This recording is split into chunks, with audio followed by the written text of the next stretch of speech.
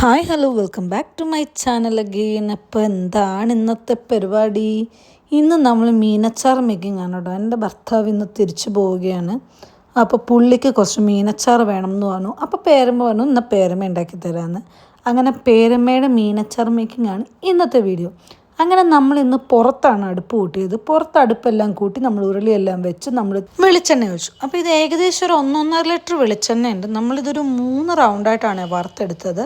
നമ്മൾ മേടിച്ചത് ഒരു 7 കിലോ മീനായിരുന്നു. പിന്നെ അതിൻ്റെ ക്ലീനിങ് എല്ലാം കഴിഞ്ഞ് വരുമ്പോഴത്തേക്ക് എനിക്ക് തോന്നുന്നു ഏകദേശം ഒരു 6-6.5 കിലോയെ കാണത്തുണ്ടാവുള്ളൂ. പിന്നെ നമ്മൾ വറുത്തിതൊരു അച്ചാറായിട്ട് വരുമ്പോൾ പിന്നെ ഒരുപാട് കുറയും കേട്ടോ. കാരണം ഇതിൻ്റെ വെള്ളമൊക്കെ ചൊങ്ങി വരുമ്പോഴത്തേക്ക് നല്ല പോലെ കുറയും. അങ്ങനെ നമ്മൾ ആദ്യമത്തെ റൗണ്ട് മീനെല്ലാം കോരി നമ്മൾ അടുത്ത റൗണ്ട് മാമൻ കൊട്ടി കുടഞ്ഞിട്ടതാണ് ഇപ്പോൾ നിങ്ങൾ കണ്ടത്.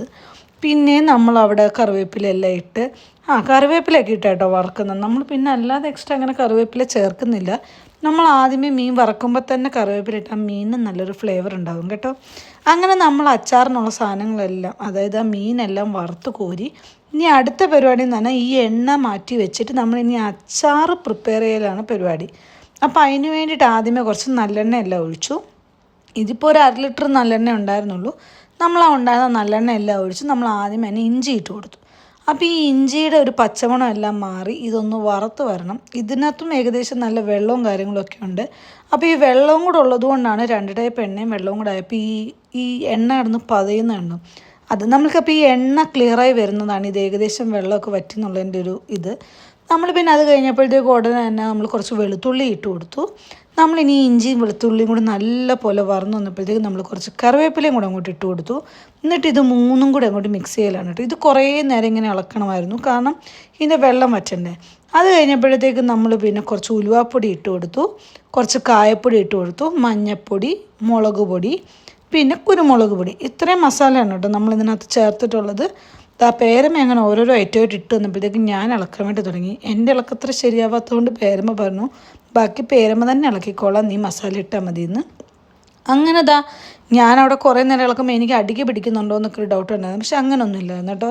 പിന്നെ അതേ മുളക് പൊടിയെല്ലാം ഇട്ട് നല്ല അടിപൊളി കളറായിരുന്നു കേട്ടോ. ഇത് പറയാതെ പറ്റത്തില്ല. അങ്ങനെ ഇതെല്ലാം ഒന്ന് വറുത്തെല്ലാം വന്ന് ഇതിൻ്റെ മസാല മണവും കാര്യങ്ങളും എല്ലാം മാറിക്കഴിഞ്ഞപ്പോഴത്തേക്കും ഉപ്പിടാമെന്ന് പറഞ്ഞു.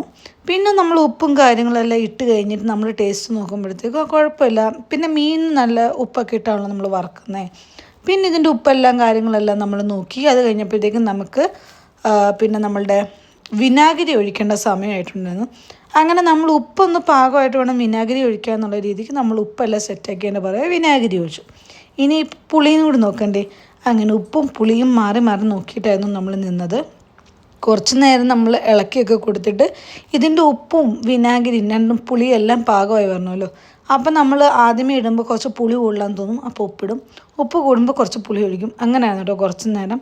പിന്നെ നമ്മളതെല്ലാം നോക്കി റെഡിയാക്കി സംഭവം എല്ലാം ഓക്കെ ആണെന്ന് കണ്ടു കഴിഞ്ഞപ്പോഴത്തേക്കും പിന്നെയും കുറച്ച് വിനാഗിരി സംഭവങ്ങളെല്ലാം ഒഴിച്ചെല്ലാം കഴിഞ്ഞു. വിനാഗിരിയുടെ ഉപ്പിൻ്റെ പരിപാടി എല്ലാം കഴിഞ്ഞു. അങ്ങനെ അതെല്ലാം കഴിഞ്ഞ് കഴിയുമ്പോഴത്തേക്കും നമ്മുടെ അടുത്ത പരിപാടി എന്ന് പറഞ്ഞാൽ ഈ വറുത്ത് വെച്ച മീൻ കൊട്ടി ഇതിനകത്തോട്ട് ഇടുക എന്നുള്ളതാണ്. കണ്ടില്ലേ, 7 കിലോ മീനാണ് വറുത്തുന്നപ്പോൾ ഇത്രയേ ഉണ്ടായിരുന്നുള്ളൂ. അങ്ങനെ പിന്നെ നമ്മളിതെല്ലാം വറുത്ത് കോരി ഈ ഇട്ടതെല്ലാം നമ്മൾ ഇതിനകത്തോട്ട് തന്നെ കൊട്ടിക്കുടഞ്ഞിട്ടു. അങ്ങനെ കുറച്ച് നേരം നമ്മളിനി ഇതും മസാലയും ഇതും കൂടെ ഒന്ന് പിടിക്കണമല്ലോ. അങ്ങനെ അതിന് വേണ്ടി നമ്മൾ ഇളക്കി കൊടുക്കലാണ് കേട്ടോ.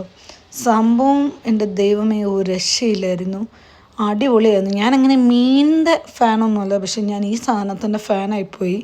പിന്നെ ഞാനും എൻ്റെ നാത്തൂനും ഞങ്ങളുടെ ഉപ്പ് നോക്കൽ തന്നെയായിരുന്നു. സത്യം പറഞ്ഞാൽ ഇത് ഉപ്പ് നോക്കി തന്നെ പകുതി തീർന്നു കേട്ടോ. പിന്നെ അപ്പം അത്രയൊക്കെ തന്നെ ഉള്ളൂ ഇന്നത്തെ വീഡിയോ. Bye guys.